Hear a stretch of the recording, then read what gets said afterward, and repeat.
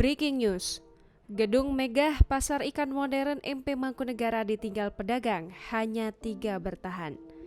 Mahmud, pria paruh baya ini nampak begitu senang ketika ada setiap pengunjung yang datang ke pasar ikan modern yang ada di Jalan MP Mangkunegara.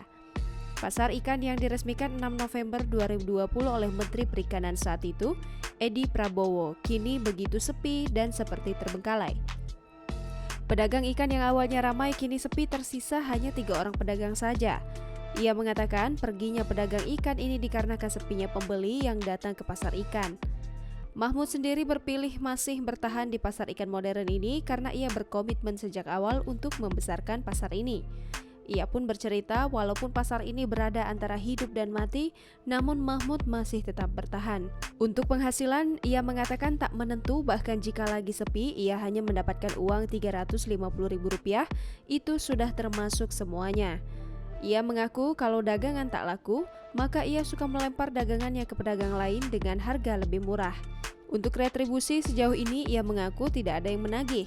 Dengan adanya pasar ikan hias ini, ia mengaku menjadi tambah memenuhi pasar ikan ini.